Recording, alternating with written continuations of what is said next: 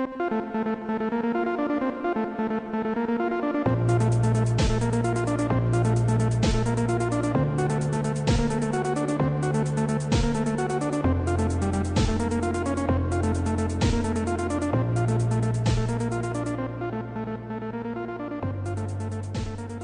welcome back. Today we are going to talk about English expressions. We're going to be practicing certain English expressions, how to use them and what they mean. Okay, so let's just get started. Oh, by the way, if you don't know what an expression is, it means something that is usually said in a sentence and has a certain meaning or a certain use in the sentence. Okay, something that's very, very common, usually several words together. Okay. All right. Let's start with even. Even. There are different forms of even, so we'll go through a few different ones. E-V-E-N, even. Even though. Even though. Okay. This is probably the easiest one. You want to say something is in spite of something. Okay? So, for example, even though it's freezing outside. Even though it's freezing outside, I'm still having fun. The situation here would be I'm outside with friends playing in the snow, and it's very, very cold. Freezing means very, very cold. And usually cold would make me unhappy. But I can still have fun because I'm with my friends. So you say the bad thing first, and then the thing that is opposite it, or in spite of it. Even though it's very cold, I'm still having fun. And you could say the good thing first, right? Even though I'm rich, I'm not happy. I guess the second thing would be bad. Okay? Here's another example. Even though you know smoking is bad, you still do it. Even though you know smoking is bad, you still do it. That means you have the knowledge. So some people, they know smoking is bad and they say, oh, okay, I won't smoke. But even though you know, you still do it. You still smoke. Okay? So something is in spite of something. So practice this one. Come up with an example of this one. Here's another one. Even if. Even if. This one is different. This one is different. It's similar. It's kind of the same, but it's not quite the same. All right. I'll just give you an example. Even if you stop smoking now, it might be too late. So this means something will still happen no matter what you do. Even if you stop smoking now, you will still be unhealthy. So that means it's too late. Okay? Even if. Almost the same. Here's another example. Even if you tell me I can't, I will. This one basically means in spite of, right? If somebody says you can't, but I still do that thing, that means I don't care what you say. Even if you tell me I can't, I will. Okay? So even if means no matter what happens here, I will continue to do this thing. Right? Or something will continue to happen. Okay? Come up with examples of this one. All right? Here we go. Even, just even by itself, is usually in the middle of a sentence at the beginning of a second clause. Let me just give you an example. Okay. It's so cold today. Even polar bears don't want to go outside. So this is using even to say something is very, very extreme or very, very strong. Right? If I just say it's very cold today. Okay, I understand that. But cold to who?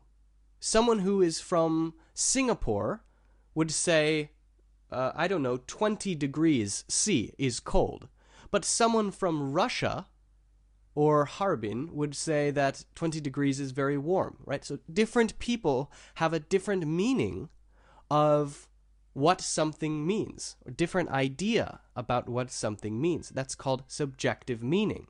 So if you say even something something, you make it more clear what kind of thing this is.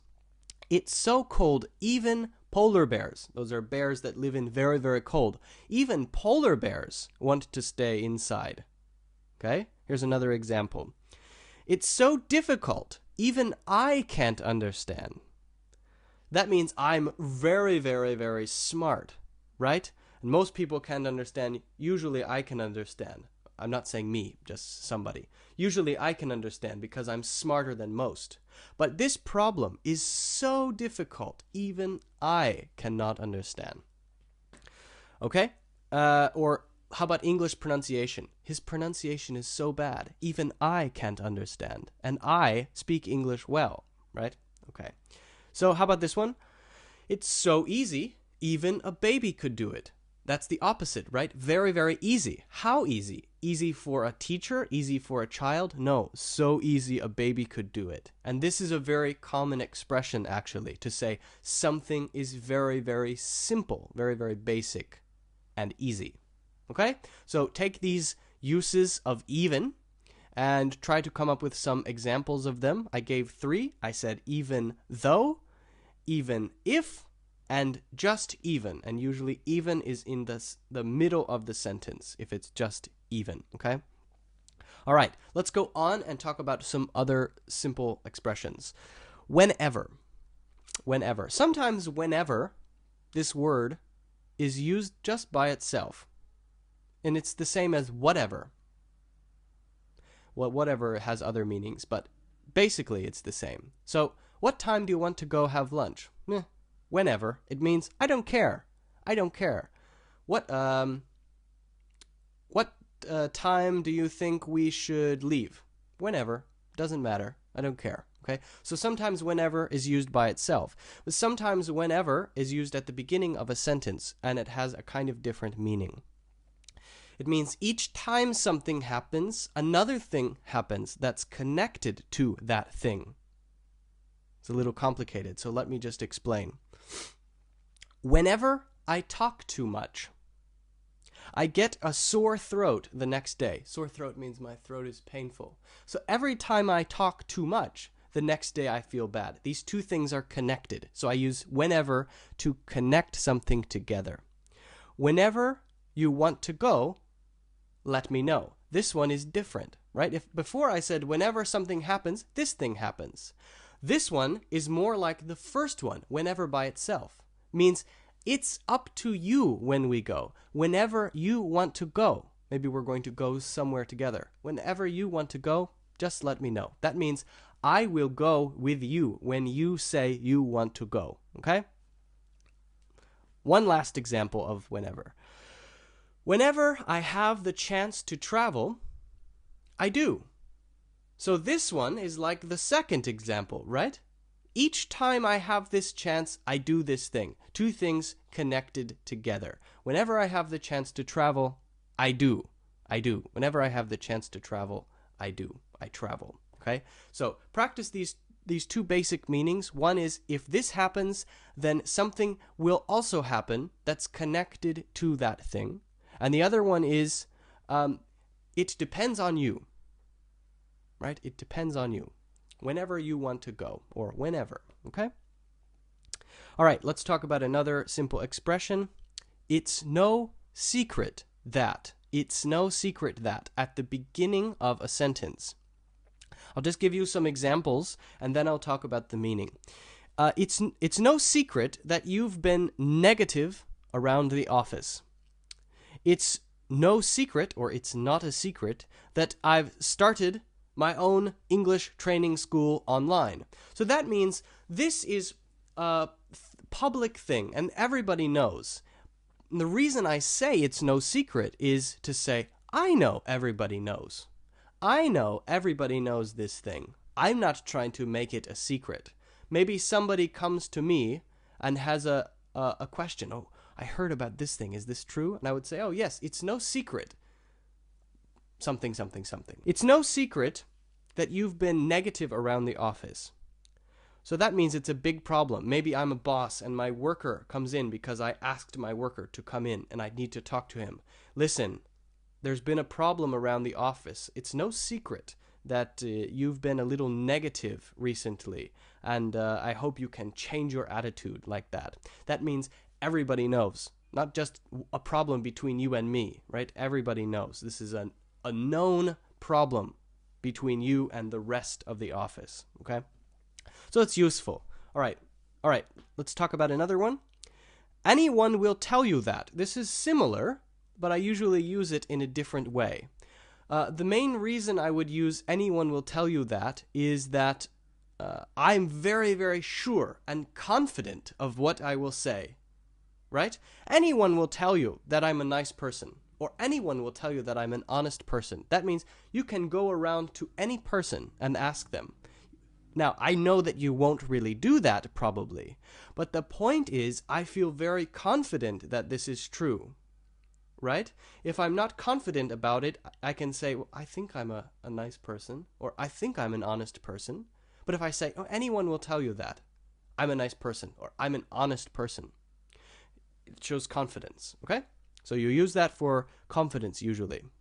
Here's another one that's similar, but it just makes some other fact stronger, some other thing stronger. It's been scientifically proven, and you can use other things, or it's proven. It's been scientifically proven that babies are great at learning language. Babies are great at learning language. So I say it's been scientifically proven first to support what I say. If I just say, hey, babies are very good at learning language, it means nothing to you. Maybe you say, oh, great, that's your opinion. But if I say, it's been scientifically proven, then I'm not responsible for the truth or not truth. Scientists are, and many scientists, right? Scientifically proven. Very strong. That means it's definitely true.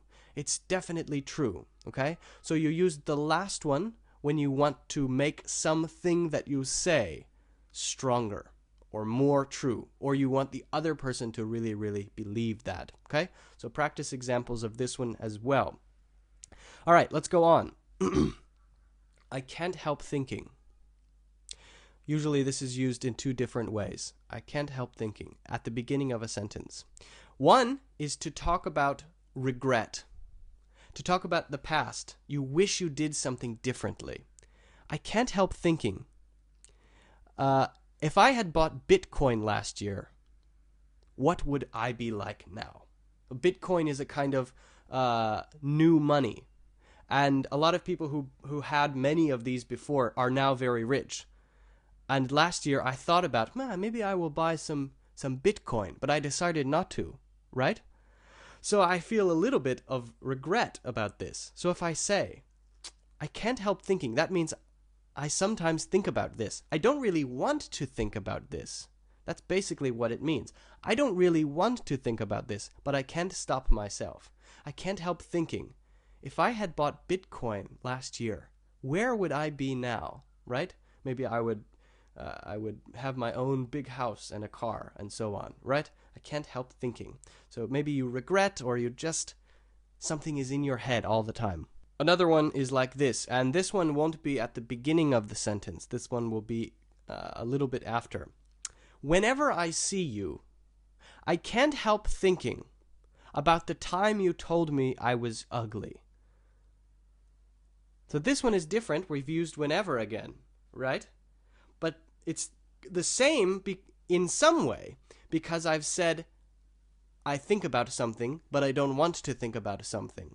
Whenever I see you, I can't help thinking, or I can't help remembering some bad thing that I don't want to remember. I can't help remembering when you told me I was ugly, or whatever, okay? So this one is basically the same, but it's used in a different situation and used in a different way. Okay, now let's talk about certainty. Before we talked about making something stronger, now let's talk about being more sure. And sometimes we can use this for an excuse. An excuse is somebody blames you, and you want to say, not me, not my fault, because blah, blah, blah. Okay, so here we go.